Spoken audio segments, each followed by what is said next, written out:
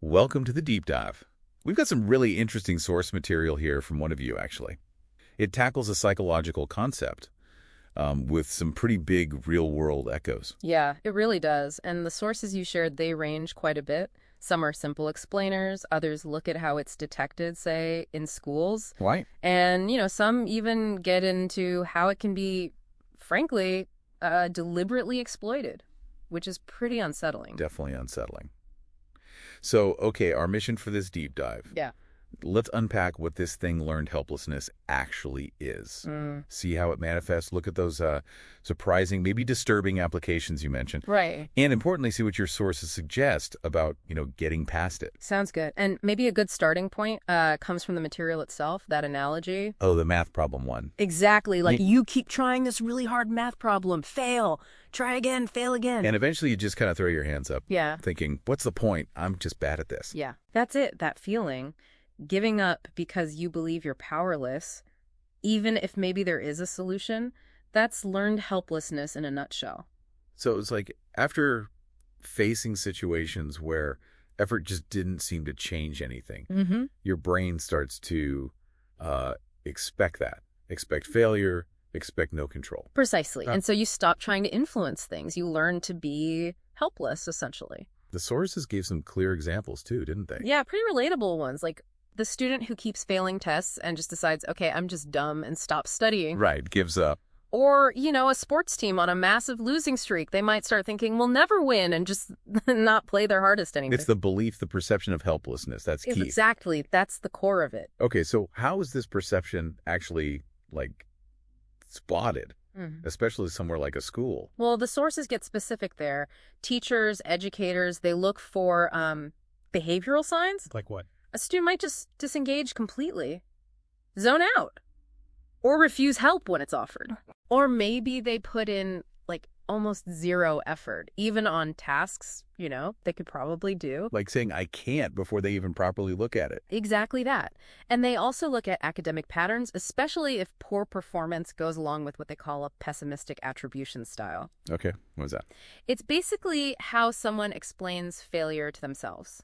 So blaming it on things that are internal, stable, unchangeable. Like, I failed because I'm stupid, not I failed because I didn't study for this one test. Precisely. The first one feels permanent, like there's nothing you can do about it.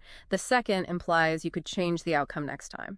And the sources mentioned teacher interactions and specific screening tools can help pick up on these patterns. Yeah, and they noted it might show up more in certain groups, potentially. Another big factor the sources highlighted in schools: class size. Ah, right. Context matters here. It really does. Larger classes often mean, less one-on-one attention, maybe less specific feedback. Teacher relationships might not be as strong. Right.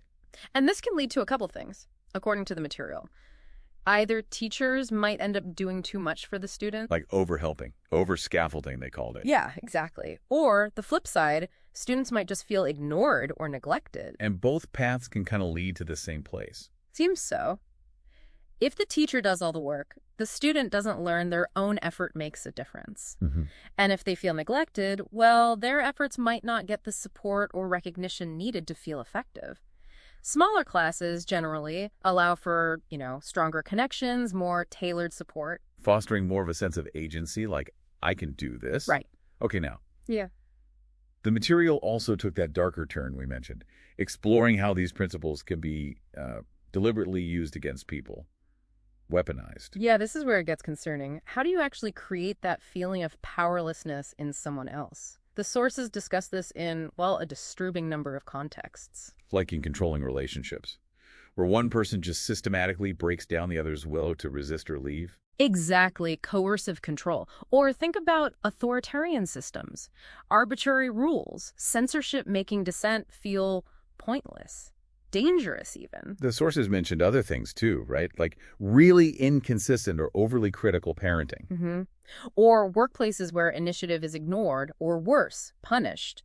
systems that just demand rigid conformity. It strips away your sense of autonomy. Yeah, and it can even apply in cult-like situations, using isolation and controlling information to sort of erode independent thinking. The goal seems to be making people dependent, replacing their own agency with reliance on the controller. Absolutely. The sources talk about tactics like slowly increasing control over time, managing information, unpredictable rewards or punishments. It's all about conditioning. They mentioned some controversial cases, Yeah. like Patty Hearst, noting how intense environmental control can impact behavior, though they debated the term brainwashing. Right, and they drew parallels to how media, even historically, like with yellow journalism, can shape perceptions by controlling narratives, maybe making people feel like they can't figure out the truth or make a difference. So wrapping this part up, what this deep dive really shows is that learned helplessness isn't truly about being helpless. No. It's about believing you are, often because of situations that chip away at your sense of control.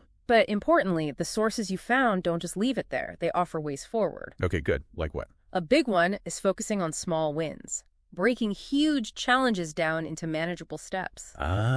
So each little success builds confidence, shows that effort does work. Exactly. It rebuilds that connection, and then there's the growth mindset. Right, the idea of reframing failure, not as I'm incapable, but as I can't do this yet. Mm-hmm. Seeing challenges as opportunities to learn and improve, not as brick walls. Makes sense. And finally, support.